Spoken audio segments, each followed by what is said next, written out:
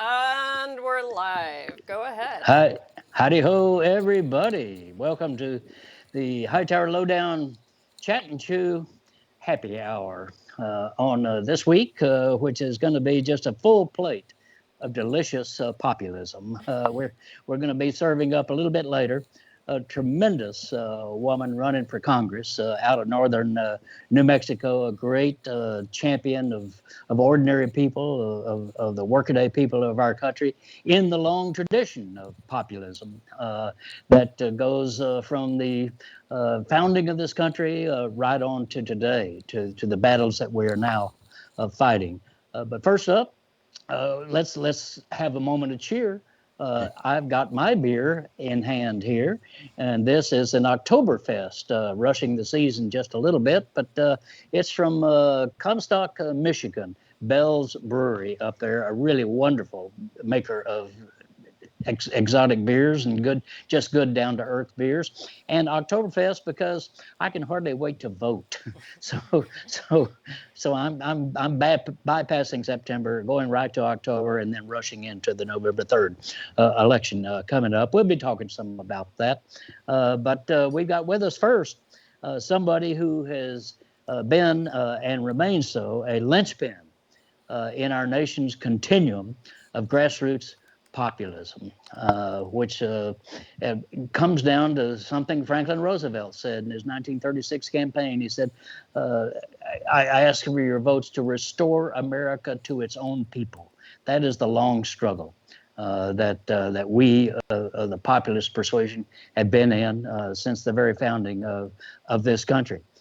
This show tonight, this presentation, is a personal journey for me because my politics, both in pursuing elective office and helping others pursue elective office, has been informed with and entwined with Fred Harris for about 140 years. I don't know what it comes down to really, but it goes way back.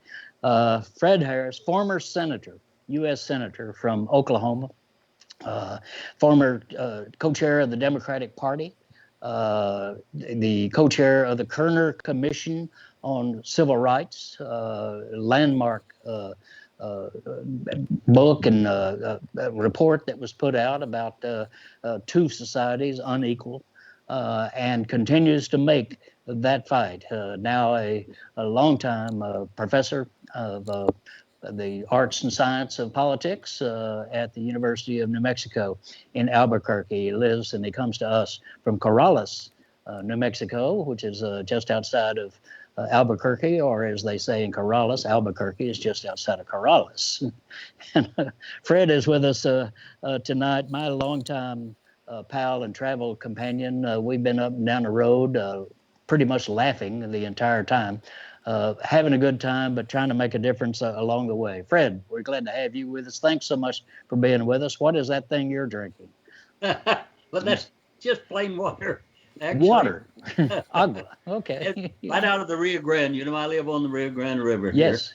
Yes. And that it's a delight to be on this with you, to see you, Hightower. And gosh, we have laughed a lot. You've always said, and I think this is true, that if you didn't laugh with as hard of times as we're living through, gosh, no telling what had happened to you. Yeah, right. You got to laugh, cry, or just go crazy, I think. Yeah. And so we're laughing, but we're organizing too and working. So where to start with our conversation? Fred Harris, he and I grew up, unbeknownst to each other, of course, just over 100 miles from each other. I was safely on the Texas side of the Red River. Fred was on the Oklahoma side there in the area of Walters, Oklahoma. And tell us, Fred, Fred has been a tremendous voice for populism. Even wrote the book, The New Populism, in 1972. He and I worked together on a lot of different populist battles. But Fred, when did you know you were a populist, or did you even know what that was when you were growing up? Well, I didn't know what that was growing up. I was born in 1936, and I was born in 1936 in Oklahoma. And in a two-room house on the edge of Walters. And I was 3 years old when Franklin Roosevelt was in his first year after his inauguration as president. I didn't know, of course, about Roosevelt then when I was 3, but something else I do remember, and it's my first memory, is the house we lived in then.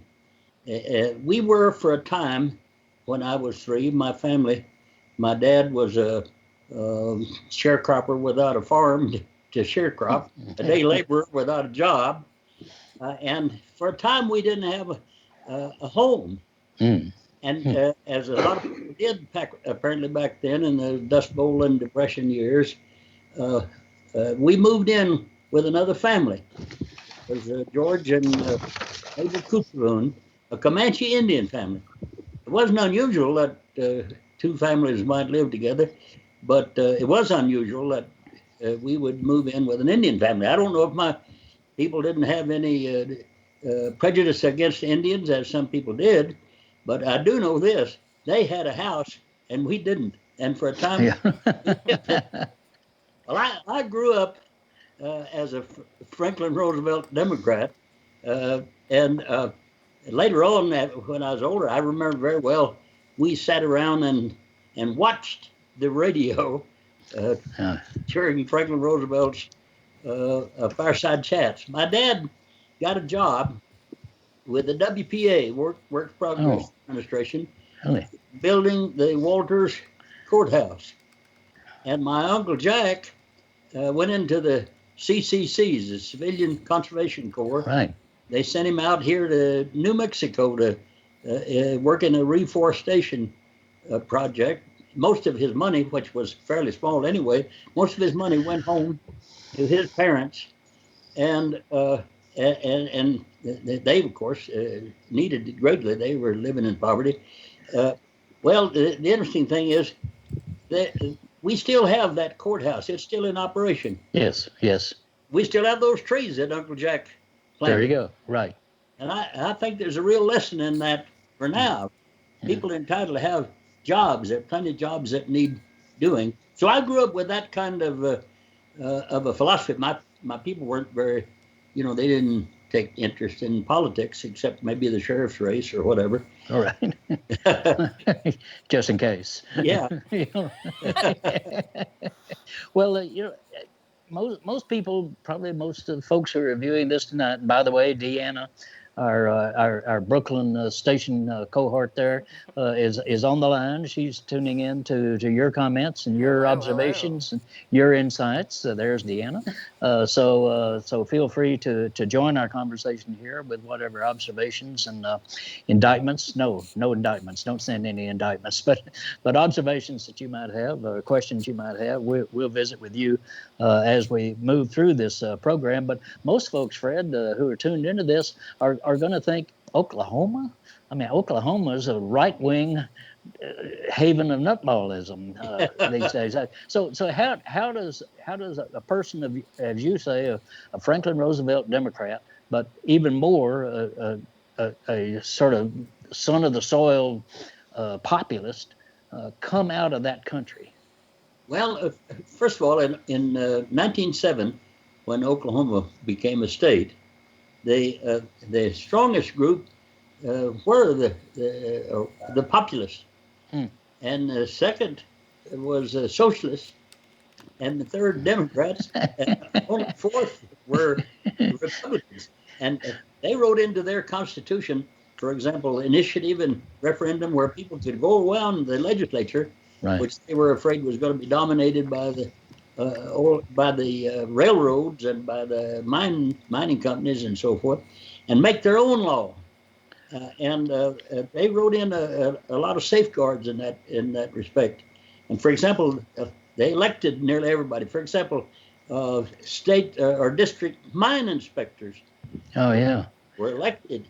Wow. It was really important to take power away from the mining companies. So Oklahoma started out with that kind of history. In more recent times, after I was out of politics or out of the Senate, and I left the Senate in 1973, the things they'd already begun to change. There was a great decline in union membership there, Yes. as everywhere. And in addition to that, the oil companies became more dominant, the metropolitan press and so forth. The farmers' union began to lose strength because the family farms began to disappear. And so things greatly changed. But I'm proud to say that things are beginning to change in the other direction Come again. back. Yes. Back Yes. now. And we're going to have Teresa Leger Fernandez join us a little bit later here in the show, out of New Mexico, who is a part of the leadership of that changing dynamic back to a grassroots kind of populism. Be with us in just a moment. But I want to get back to the fact that states are not red and they are not blue. Most people are not right wing or left wing. Yes. They're, as I say, the true political spectrum is not right to left; it's top to bottom, and top to bottom is the reality that most people experience. It's your zip code. You know who you are. You know where you are. Right. And what your relative power is in our society, and Oklahoma has been a part of that. After all, this is the state of Woody Guthrie, and he didn't just grow up learning songs from a book somewhere. He learned his songs from experience. That's right. And that great song of Pretty Boy Floyd the Outlaw, through this world I travel, I see lots of funny men. Some will rob you with a 6-gun and some with a fountain pen. It's those fountain pens Absolutely. that are doing the serious damage. First time I met Pete Seeger, he said to me, "Do you know where Okemah, Oklahoma is?" And I said, "Yes, that's the birthplace of Woody Guthrie." He said, "You're the first Oklahoman I've run into that knows that." Yeah, right. Or would admit it. Yeah. And I went down to Oklahoma after that in a special ceremony, this little old house where he lived, and with his wife, his widow actually, and Arlo, his son.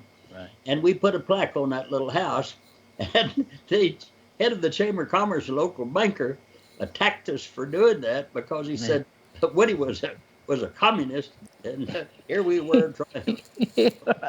I later talked, incidentally, I later talked to Will Gear, who was a friend of mine, Grandpa. Actor, right.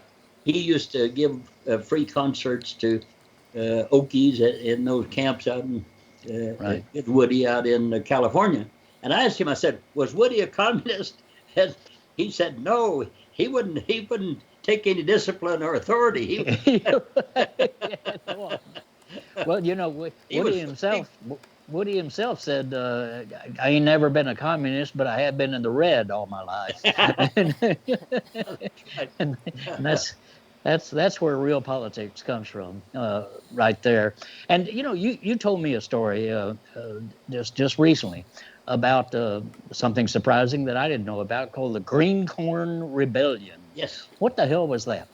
Well, a lot of people say that if anybody who was a populist in the old days was also a racist and so forth, all of which is untrue. Right. George Wallace, he's not a populist. No. Neither is our present president. I didn't learn about this until much later, though I'm minored in history in undergraduate school. But the Green Corn Rebellion was 1917. It was an anti-draft movement, and it was Wobblies, some miners and Union people, white people. It had a lot of Indians in it. It had black people. It had women as well as men. And what they were against was that war, and us getting involved in the war. They thought it was not the interests of the people that was at stake in that war, and they were right about that. Well, they were, and they issued a manifesto. This coalition of African Americans, Native Americans, Seminoles were in that, Comanches were in that, etc. The working class folks, and they issued a manifesto against World War I, saying, "Boys, get together and don't go. It's a rich man's war and a poor man's fight. The war is over with Germany if you don't go, and J.P. Morgan is lost. Their great speculation is the only cause of the war." Now that is a challenge to the established authority. And I dug into Howard Zinn's book, great book, Yes. the People's History of the United States, and he talks about the rich people and going to war. He talked about J.P. Morgan, in fact, and how that he had escaped military service in the Civil War by paying $300 for a substitute, somebody else to go in his place, Right. in his name. You could buy a soldier to go into that war. And in fact, when his son, this was Mellon's son, James, another Wall Street banker, Mellon, his father wrote to his son saying, "A man may be a patriot without risking his own life or sacrificing himself. There are plenty of other lives less valuable to go to war." So that is the attitude of elitism that now, unfortunately, is reigning from Washington, D.C., and too many state houses in our country. Well, you asked me a while ago. We were talking about the background in Oklahoma, much of which I didn't know personally very early. But so, what happened to me? How did I become a populist? Yeah. Well, first of all, I met you. That Well, and in addition to that, I began to think about, what is it? A hard time like Harry Truman said, "I wish I could find a one-armed economist." He said, because when I talk to them, these economists, they say on the one hand and on the other hand. You're right. You're right. Well, I wasn't quite satisfied with the economists, and I was on the Senate Finance Committee, which has the most important emphasis on the economy and impact on the economy. So I finally found Robert Lacatchman. He was much more in line with what I was. Great guy. Yeah. And gradually it began from my service on that committee and my involvement with you and with thinking about these issues. What was the problem? The problem was obviously what the old populists thought was the problem. That is a concentration of economic power, which in our system translates also into a concentration of political power. And that's what I began to work around and was the basis for that book then that I wrote. I first mentioned populism when I was chairman of the Democratic Party National. I wrote a book called "Now is the Time, a New Populist Call to Action."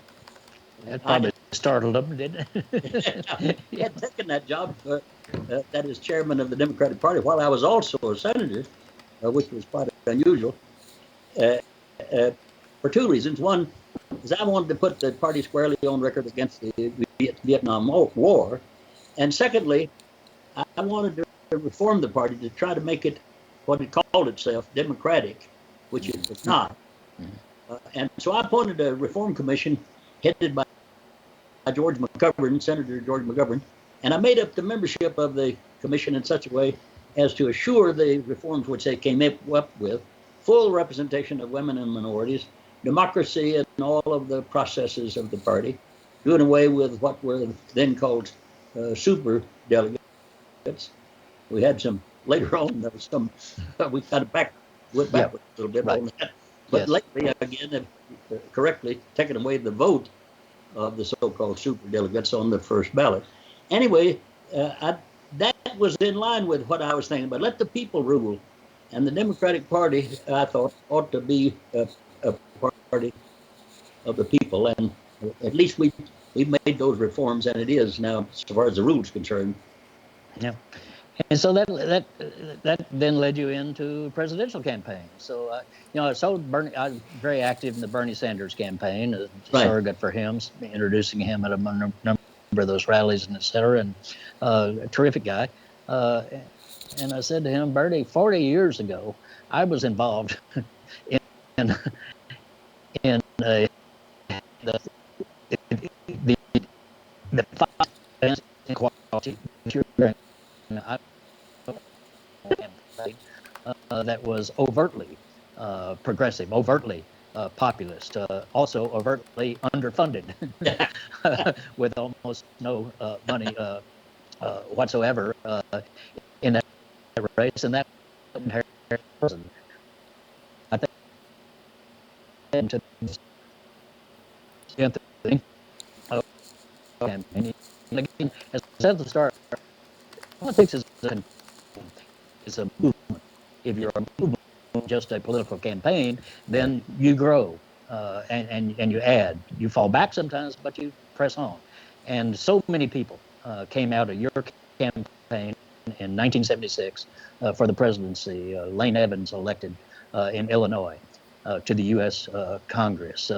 So many others all across the country in organizations and as well as in politics carry on that fight. So that 76 campaign, and I was for a while Fred's campaign manager, and as I say, I made Fred what he is today, a professor in Albuquerque, New Mexico. but you know, but you have pressed on and you have carried that fight forward as I have, and you were supportive later of my own politics. So I came out of that campaign, and others who involved in the effort here in Texas, where we're about to elect a number of good, solid, progressive, not just Democrats, but by God, Democrats. Yeah. The kind of people, what you were trying to do, the Democratic Party back in those days. The reason I could, Jim, the reason I could run, as you know, for president was in those days we had a federal financing system for presidential campaigns. Yes. If you raised enough money in small enough amounts from enough states, you could get matching funds pre-convention in the primaries. And then if you won the nomination, you were totally funded out of the federal treasury from that checkoff on the income tax. Right. And that made it possible for me to run. And I ran because of that, and because also you were the first person I talked to after I got to thinking about it. And you agreed to be the campaign manager. And like so many other people, Charlie Moore later of the New York Times said, he said, we had the largest staff of any of the presidential campaigns that year. Most of them, as you know, were working for nothing. Right. Very small stipends. We were running on all the things that Bernie and Elizabeth Warren were talking about in this last campaign, and they you've mentioned this. What we didn't have was the internet. Yes, right. All right. Damn it. Money. Yeah, right. We didn't think of using the internet to raise money. That was really just said to you, well, how you and Fred made a mistake in that you didn't use the internet enough. Yeah, right. That's true. But we had we had that grassroots spirit, and Fred made a trip. We all across the country. Fred went in a Winnebago all across America. We started in Lafayette Park, right across from the White House. Had a rally there. The Country Gentlemen played, seldom seen Country Gentlemen played music for us there and sent us off. And Fred said, we're going west to come to the White House, and that was what it was about. And so went out there just visiting with people along the way. And there Fred was. I think it was in Iowa. I'm not sure, but I believe it was in Iowa that because Fred was. They'd parked the Winnebago in a camp or something or other, and the next morning there was also in the camp a group of Girl Scouts on a venture out there somewhere, and the next morning they were leaving early, and so they pulled up next to Fred Harris for President Winnebago, and in unison the girls shouted out the window, "Who is Fred Harris?" So you think you're running for president, but Well, we, you know we you got. decided to run in a populist way too. That's right. And for example, I stayed in people's homes Right. uh, as we traveled around. We traveled on public transportation, and then that Winnebago trip from one side, which was really terrific, and it's a lot of what people remember. But it also was kind of funny because one time we camped overnight at a KOA camp, Yeah. and I went in to take a shower, and I just had just got undressed, and some guy came in and he said, "I see we've got a presidential candidate out there." And I said, "Yes." He said, "Says his name's Fred Harris. You ever heard of him?" I said, "No." You denied yourself. He said a guy'd have to be beside himself to run for president. And I said, "That's right." Yeah, right. I jumped in the shower. Yeah, right. To wash all that. But we had, it was great fun. We had people like our great friend Barbara Shaler, Yeah. who we made. She was in charge of advance team, and she was in charge of advance because she had been a United Airlines flight attendant for Right. 10 years, so she could fly for free anywhere in America. So we had United Airlines subsidizing our advance person, which probably was illegal, but we weren't telling anybody at that time. But we also had fun because a thing that I like that we always did in your campaign, and I certainly have in my politics, is to try to have a little red wine and beer, rub up against each other, get to know each other, socialize, make it a cultural experience. And you and I, one of the early things that we did together was to you sponsored a bill that I had written when I worked for Ralph Yarborough, a great United States senator from Texas. Right. And he had written a bill called the American Folklife Foundation, and Ralph was out of the Senate, and you picked it up and carried it to create a foundation that would support American music, indigenous music, of all cultures in our society. And we had the greatest United States hearing, the United States Senate hearing ever held in Nashville, Tennessee at the Grand Ole Opry, with you chairing it. And it was an hour-and-a-half program that was broadcast on WSM, the Grand Ole Opry radio station. And it was 15-minute segments of various musicians coming on and playing. And Fred would chat with them a little bit. And then he'd say, "Well, give us a little music." And so it was an hour-and-a-half U.S. Senate hearing of music that is just a spectacular thing. And sure enough, the American Folklife Foundation did pass, and it does exist in the Library of Congress, a part of the Library of Congress today. The reason why it's in the Library of Congress is you had drafted the bill, and if it was going to go to the Smithsonian, if it was going to be lodged in the Smithsonian, it would go to Interior, the Interior Committee in the Senate, and it'd probably never see the light of day. Right. But if we put it in the Library of Congress, it went to my subcommittee that I chaired.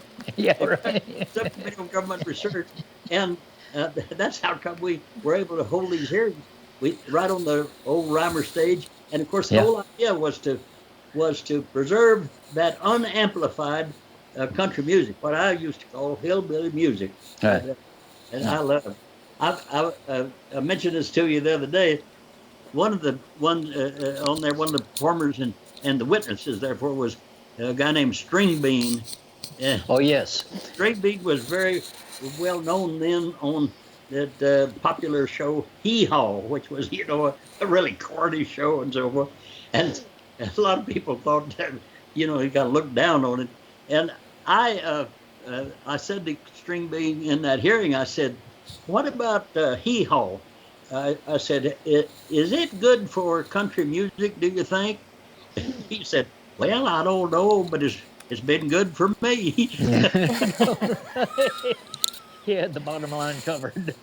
There's a record of that hearing that people could get through the Library of Congress subway.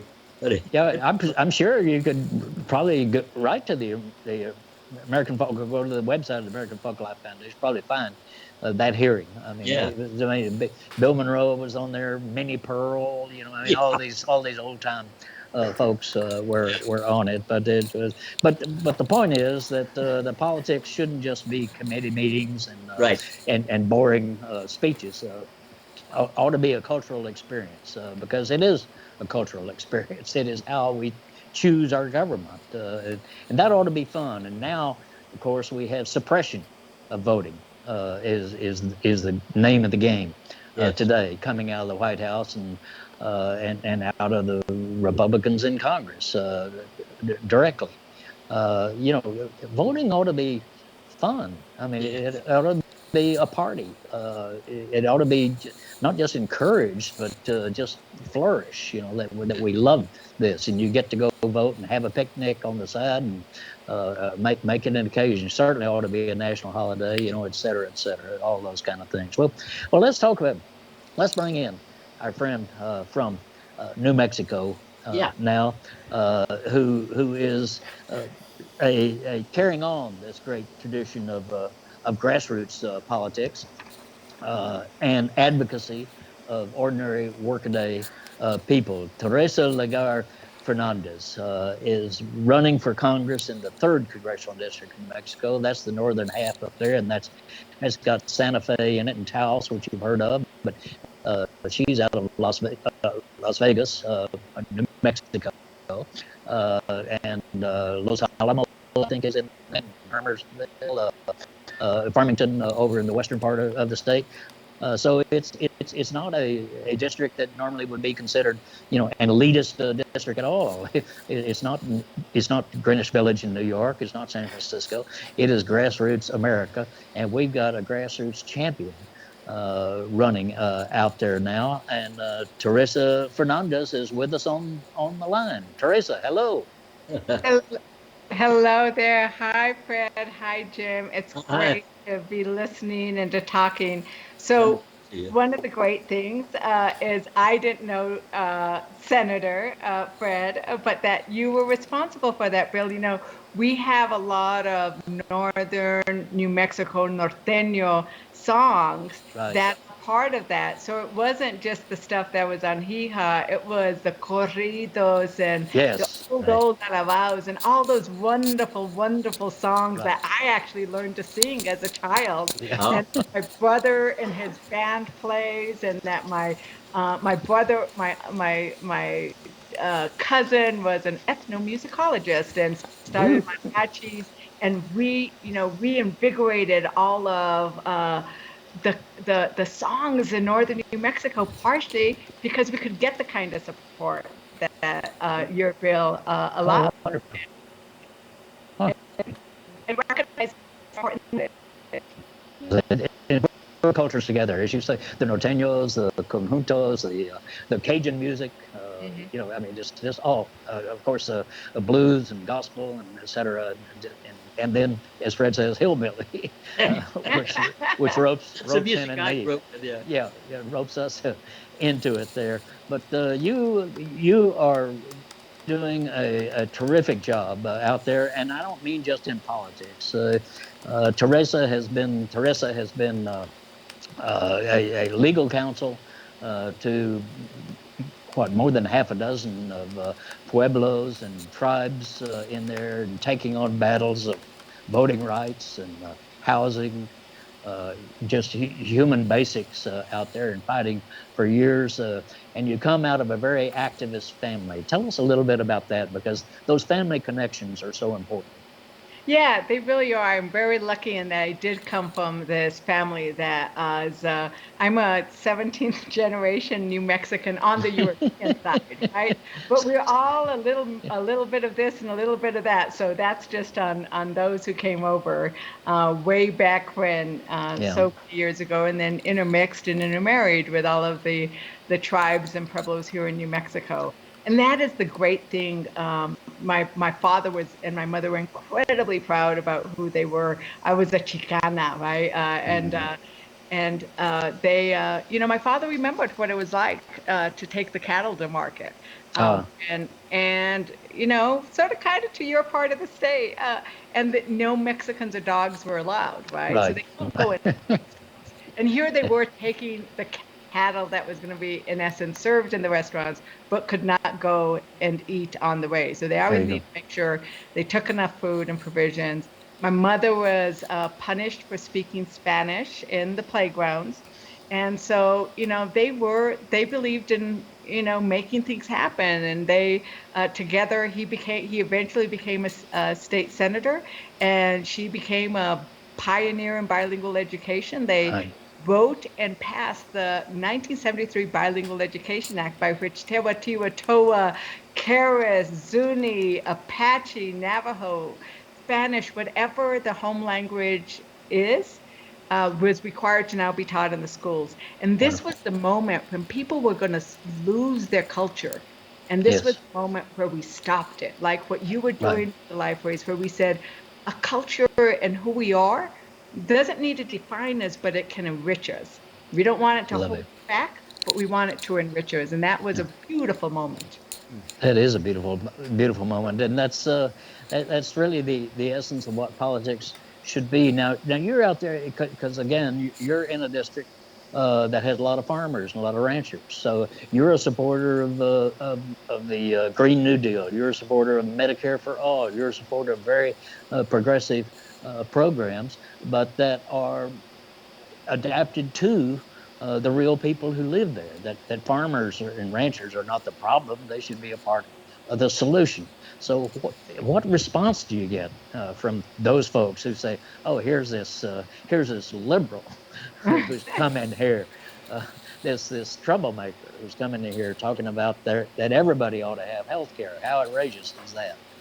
Well, the great thing is I'm not coming in here, but I'm from here. So, Yeah, I think you said 17th generation.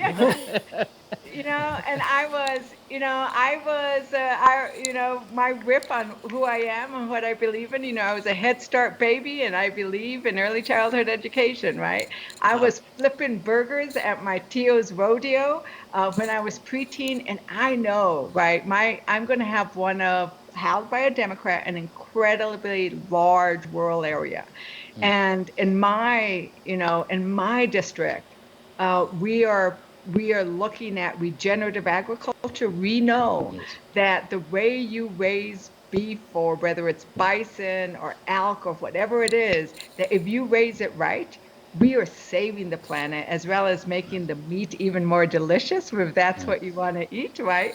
And Yeah. and that our plains, right? We should not think that our plains should be not in production, right? They were in production by the bison eating the grass, and then the grass growing back and it coming back. And that's a huge carbon capture. And so our farmers and ranchers are part of the problem. Now, our problem has been that our government has not been seeing them as such. Right. And that sometimes our environmentalists have not always seen them as such, but Yeah. they see them as such now. Yes. We have incredible relationships that are building, that are linking all of the people who are of landed base together. So that is really what it is. It's really, this 21st century interconnectivity that we're getting to. And actually, I think that is really, really wonderful. It is wonderful, and as you say, these producers on the land, they are the solution, not the problem, and we've got to look to them. And a thing that I've liked when I hear you talk and have read some of your writings is that you don't deal just in small stuff. You don't deal in incremental change. You mentioned regenerative agriculture.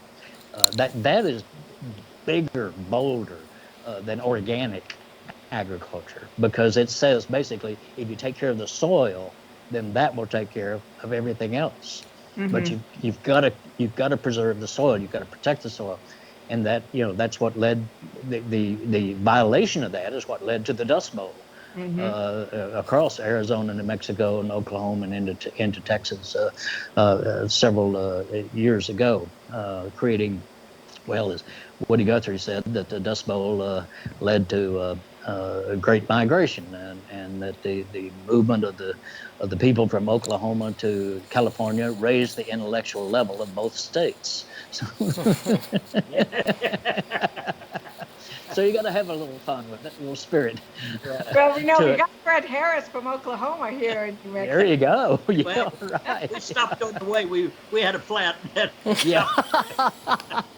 But Teresa, I just want to say, I think what you're talking about in regard to rural areas is particularly important in your district, well, all over the country, in broadband, in health facilities, and in education, things that are desperately needed, and I know that's a part of what you're going to work on in the Congress, and it's really great you're going to go there.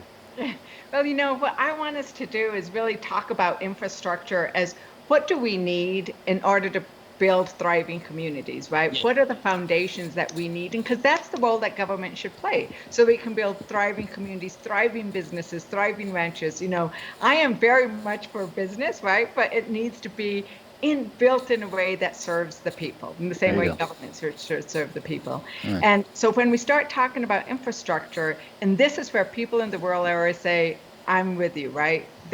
So I don't use terms like I'm progressive or liberal. I use terms like, let's talk about what we need. Yeah. And if we talk about what we need, let's talk about infrastructure being more than just roads and be more than water and wastewater, even though, like I said, what we say is, we need to get the 21st century infrastructure. The problem is we don't yet have the 20th century infrastructure in a lot of New Mexico. So I want to make sure we have roads and broadband and renewable energy grid, but also say that infrastructure includes housing. And like Senator Warren said, includes childcare, includes affordable housing, includes healthcare. When you start saying that these are the essential elements of what we need, then that makes sense.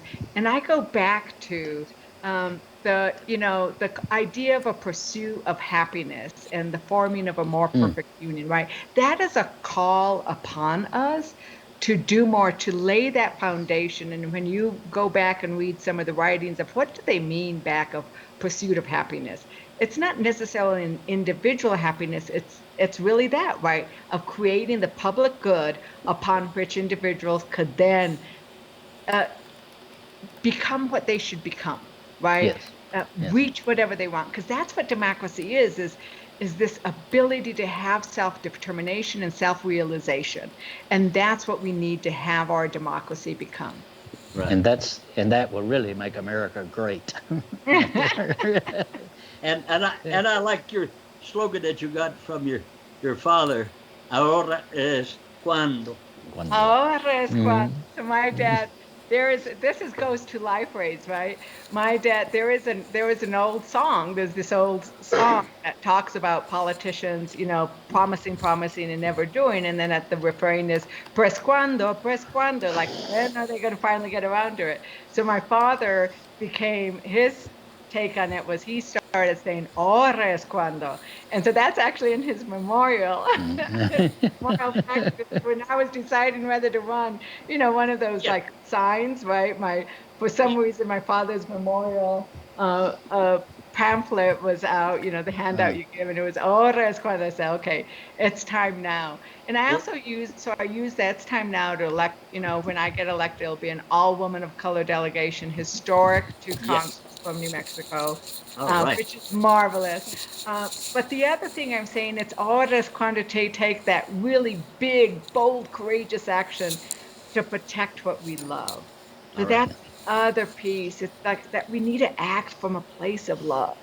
And that, anytime something you love, whether it's a child, a family member, an ideal, a country is in pain, you want to do whatever you can to help that country, that ideal. And right now our democracy, our country, our peoples, our communities are in pain. And this is where we need to take that love, that love that John Lewis talked about, that talked about, that they all talked about, that needs to be our motivating factor. And we just need to get excited.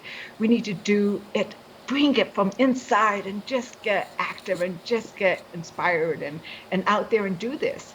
And I think we can, right? We had historic turnout for our primary in June. Yes. We can, and we have done it in the past, and we can do it again. And I'm excited just by hearing it. So, Yeah. so let's. Right. And we've got a couple of comments from listener and viewer. Can we take a moment and go to them? Deanna, This speak is to us. the voice of Deanna coming from beyond. We have had so much excitement here in the comments for everything. First of all, Fred, there are a ton of people from your campaign who worked on your campaign, who volunteered for your campaign, who, just represented and just cheering to see you again. And people are so excited, and that makes everybody really happy. We've got folks here from Taos and Placitas, New Mexico. We've got people from the Yucatan and Mexico, from Tulsa, Oklahoma, Amarillo, Corpus Christi. Then we've got Utah. We've got Hughesville, Pennsylvania, someone mentioned earlier, the Philly suburbs, Protect Minnesota, like folks from all over the country, and particularly folks, I just have to say someone just commented again, Teresa, about the 3 women of color in the congressional delegation is just such a huge, exciting thing, and ahora es cuando.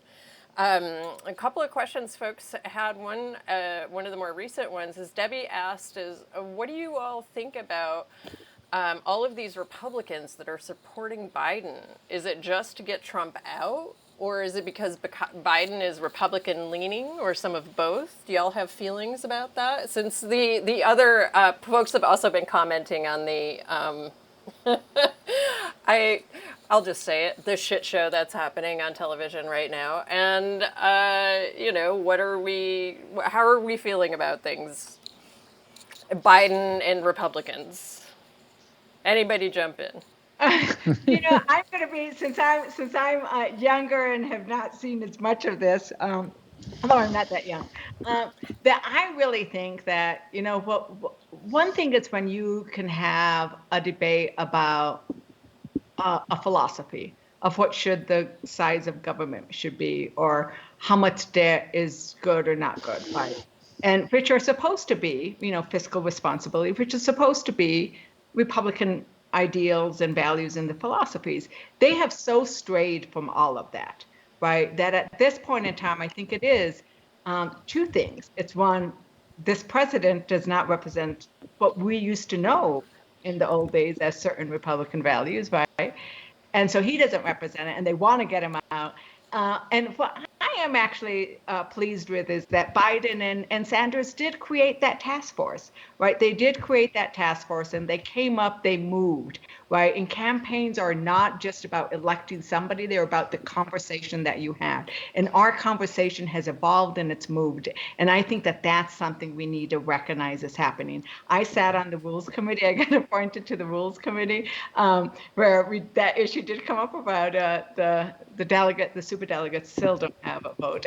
Right. But there was the very first action we took was about a unity resolution of saying, let's work on a lot of these issues. Let's keep working on them in terms of what happened. So I'm going to take the more positive approach to that. Right. I wanted to say, I'm what somebody called a radical optimist. I think that I like that. We need more of radical optimism right now, and I think we have it. Franklin Roosevelt was a radical optimist.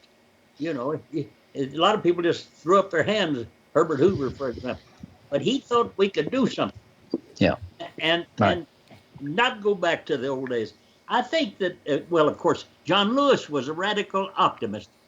Yes. Optimism was a real key. John Lewis thought that if you work at it, we can make things better. We can really do something. And I think in the process of becoming the nominee for the Democratic Party, Joe Biden has really realized that this is an FDR, a Franklin Roosevelt moment. And so he's talking about not just building back, he's talking about building back better. And the Democratic Party's come up with the most progressive party, the most progressive platform in the history of the party. I think the people are ready for that.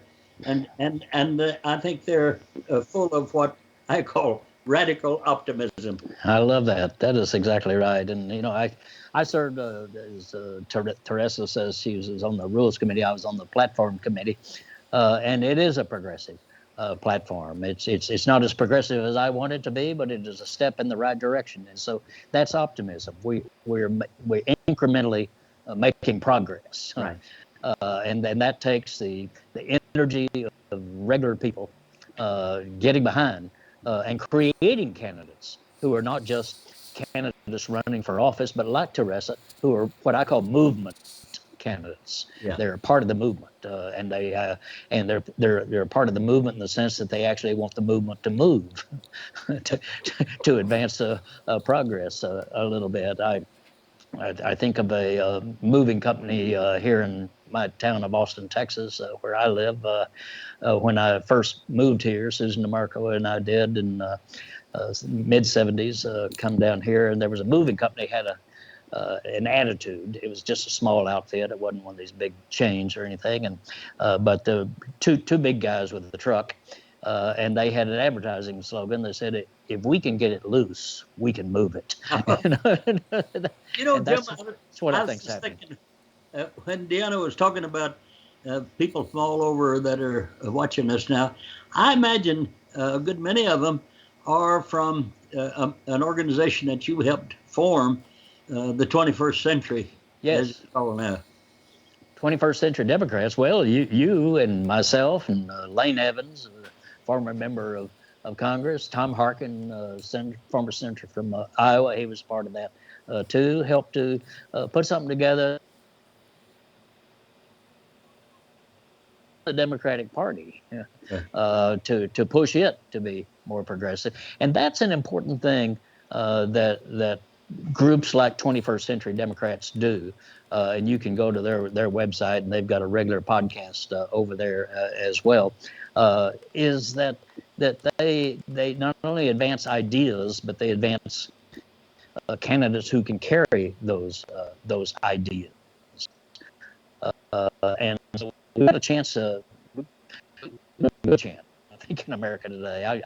I am also, I'll share your radical optimism with you because if you're just getting your news from the national media, then you're not touching the people, because the people are way ahead of where the national media is, way ahead of where the politicians, frankly, of both parties are, with some really important exceptions. And that's why it's so essential to have people like Teresa come in to the Democratic caucus in the Congress. Right. A handful of you look at the difference that Ocasio-Cortez made of time.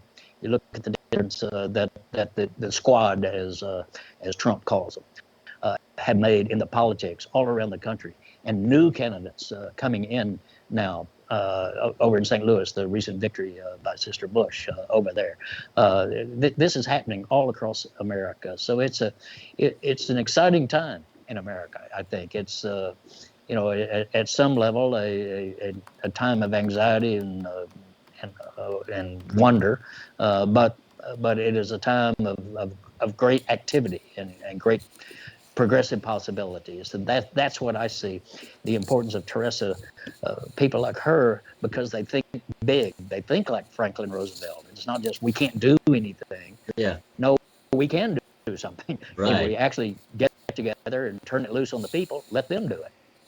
But I want to give a shout out to, Deb Haaland, Representative Yes. Haaland, which many of you saw, who will be one of the 3 women of color from New Mexico, and the new voices that brings, right? And I think that to have, and then what she talks about, like, if anybody can complain, it is the indigenous Native Americans. And instead, what she says is the vote is sacred, right? Yeah. And let's use it, and let's organize it, and let's, the democracy is hard work. That is just, it's actually true. It's this very beautiful thing that we need to hold together and then say it's hard work and we're all going to do something. And everybody listening tonight knows that we have to all go out and do something, because that's what will make it so that we rise to this historic moment. And I think everybody realizes that from this depth of darkness that we are in, we will rise to that light. And it is hard work. Fred and I did a cooking show. Can I call out our cooking show? Yes. We did this cooking show. Everybody, you can go on our Facebook Live, Teresa Leger Fernandez, our Facebook page, and you'll see, I think we posted it there. New Mexico Democrats posted it there. We did a cooking show with Deb Holland. She did Native American pueblo pies. I did my tamales. Fred did cornbread. But at the end, we talked about, the analogy of, when you cook for people you love, once again, right, you cook that love, like everybody sound like water for chocolate, right? You cook love into that, because it's hard work. Cooking these delicious foods, it's just really hard work. But you cook it with love, and it's so tasty and wonderful at the end. Well, that's like democracy, right? Democracy is the same thing. It takes a lot of work, and you're really, and then you're done. It's never done, because you eat it and then you need to cook another thing. So it's just a constant working and cooking. Yes, a beautiful mix of ingredients in that as well. And as I understand, Teresa, that they call Fred's cornbread Fred bread. Well, I just want to say this. That vetting that Joe Biden did for vice presidential running mate revealed just how many wonderful women we have in office all around this country, mayors and members of Congress and so forth. And here we've got our own squad like that, with Teresa Leger Fernandez, with Deb Holland, with Xochitl Torres down in the south of New Mexico. And they're going to be a part of that real leadership toward the future in our country. I am going to jump in here because I am actually, doing what we can. I am meeting. There are so many amazing women in Taos County who are going to be breaking our turquoise ceilings or whatever our ceilings are in Taos. I'm going to jump off and join them on a Zoom call. Right. I just invite me on anytime. I love this. I love listening to your stories. You are so inspirational. Muchísimas gracias a todos. Muchísimas. All right. With that, I think we can conclude. This has been a terrific evening. And Fred, we're going to have you back on a regular basis. I want to thank also Marg Ellison, your wonderful wife, who is chair of the Democratic Party in the state of New Mexico. And for those of you who don't know, we're talking about these three women who are either in Congress or about to be in Congress. That this will be the first state in America that will have its entire congressional delegation made up of women of color. And that, my friends, is progress. Thank you, Fred. Thank you, Teresa. See you later. All right. Bye-bye. Bye-bye. Stay strong. Stay strong.